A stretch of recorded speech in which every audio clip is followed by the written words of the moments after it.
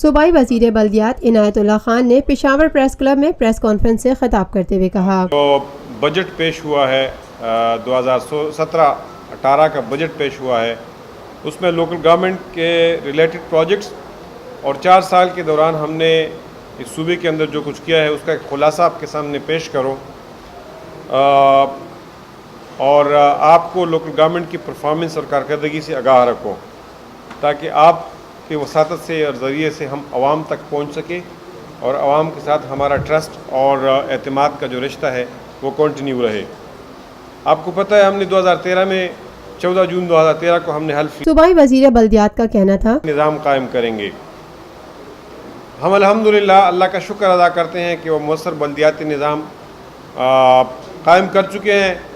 2 financial years بلدیاتی نظام کے مکمل ہو گئے اور اب تیسرا فائنینشیل ایئر اس سال انشاءاللہ تعالی شروع ہوگا۔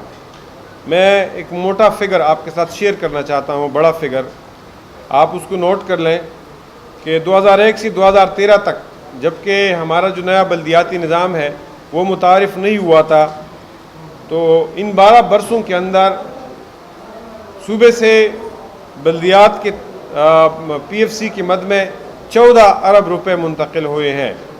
یہ فگر میں دوبارہ ریپیٹ کرتا ہوں، 2001 سے 2013 تک 12 برسوں میں 14 ارب روپے منتقل ہوئے ہیں، اور جب نیا بلدیاتی نظام بنا تو 2015 سے 2017 تک 2 برسوں میں ابھی تک 48 ارب روپے منتقل ہوئے ہیں، اور اس سال بجٹ میں 28 ارب روپے مزید ان کے لیے مختص کیے گئے ہیں۔ اس لیے اگر یہ ملائیں گے تو 3 سالوں میں 48 کے ساتھ 28 ارب آپ ملائیں گے تو ہماری اس حکومت کے اندر کوئی 70 ارب سے یہ اوپر چلا جائے گا۔ صوبائی وزیر بلدیات عنایت اللہ خان نے مزید کہا ان کا بجٹ 70 ارب سے اوپر چلا جائے گا، بلکہ 80 ارب جو ہے وہ ٹچ کرے گا۔ باقی مدات کو اگر ہم انکلوڈ کریں گے تو 80 ارب ٹچ کرے گا۔ سالانہ ترقیاتی پروگرام کے تحت محکمہ بلدیات میں 56 منصوبے شامل کیے گئے۔ ان سب منصوبوں کی لاگت جو ہے 69 ارب ہے۔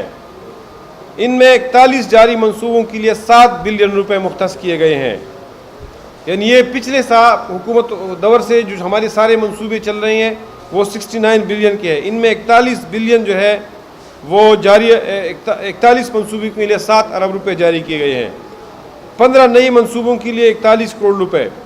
Lotus Lake Towers, a groundbreaking endeavor by Lotus Properties.